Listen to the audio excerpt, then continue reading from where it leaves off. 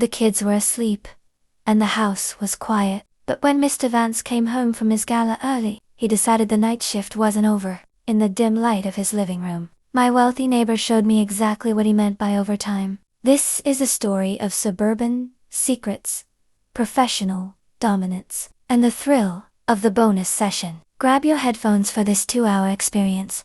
Dear listeners, before I began telling this complicated story of my life, I ask you to support my channel.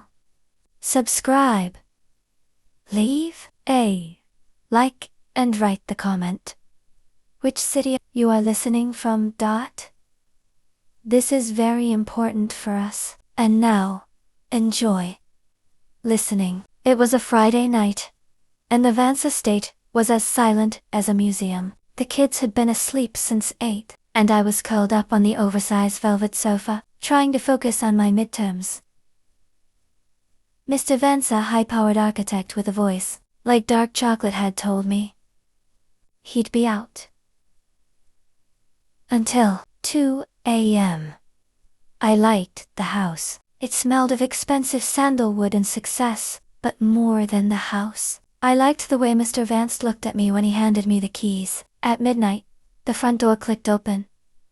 Mr. Vance stepped in, loosening his silk tie, his suit jacket draped over one arm. He looked tired, but when his eyes found mine on the sofa, they sharpened. The gala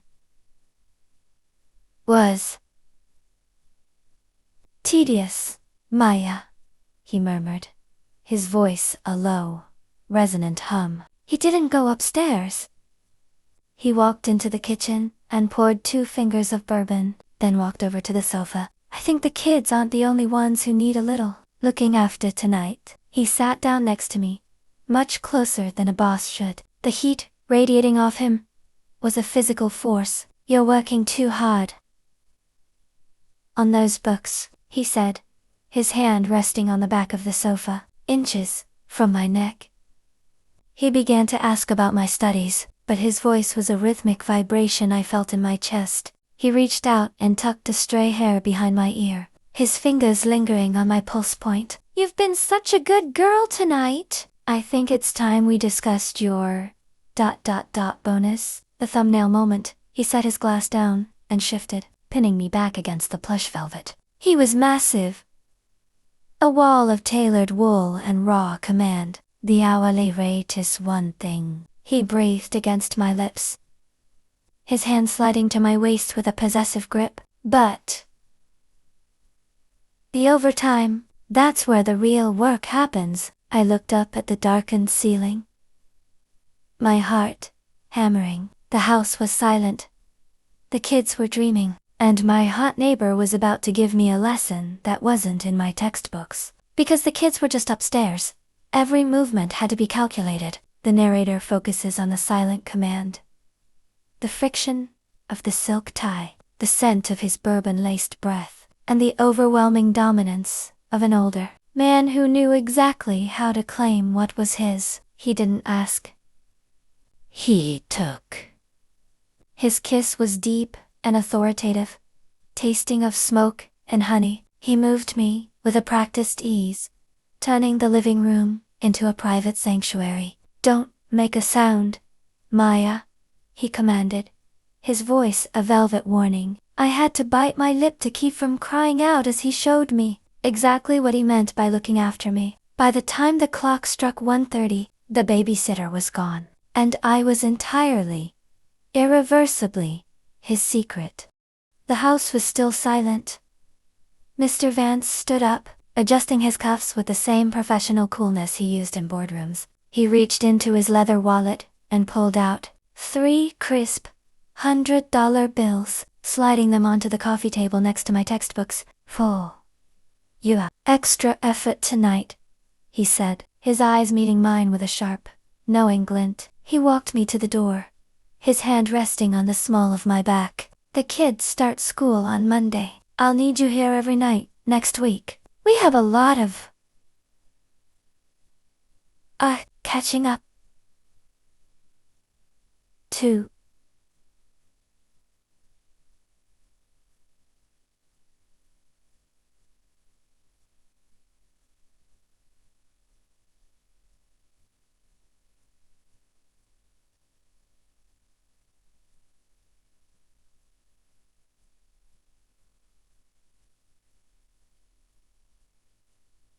Catching up.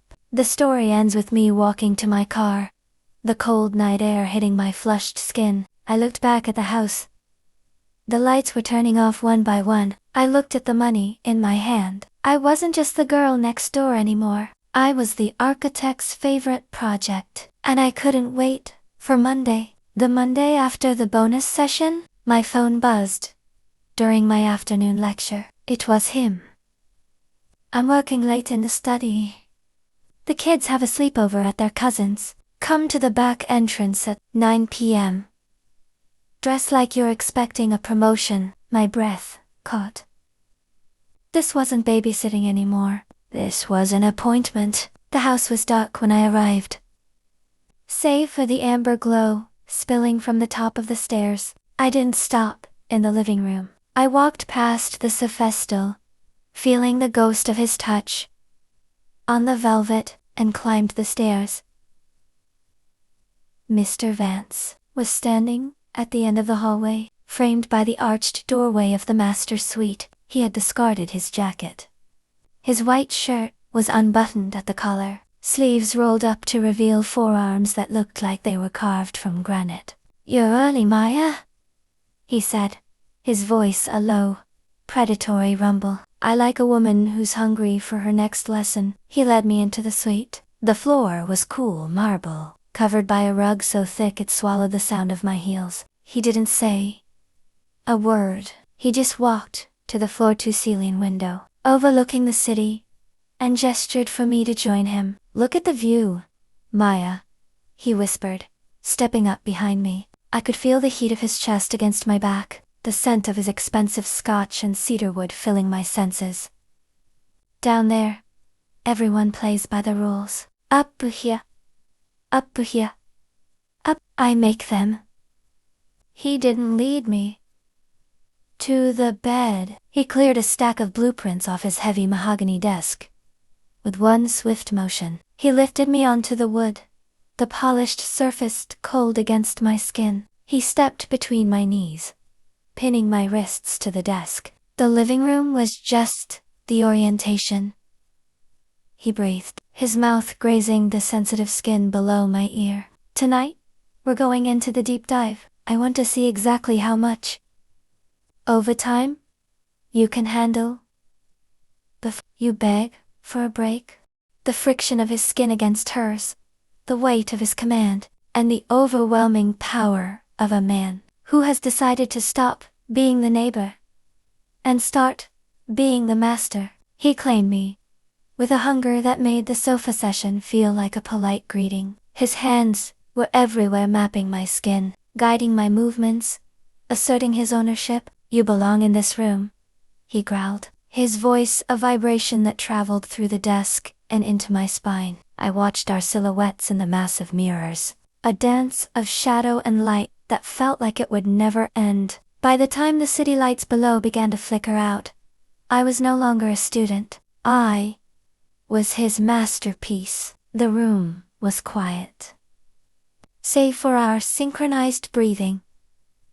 Mr. Vance stood by the window, looking out at his empire, looking completely unruffled while I was a beautiful disaster on his desk. He walked over and handed me a small, heavy object, a silver key.